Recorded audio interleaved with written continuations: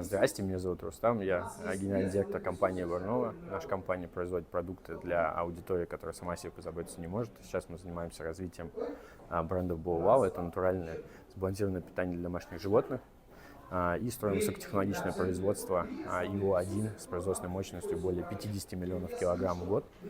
Сегодня я выступал на встрече клуба «Эффективные бизнес-решения». Спасибо большое за то, что пригласили.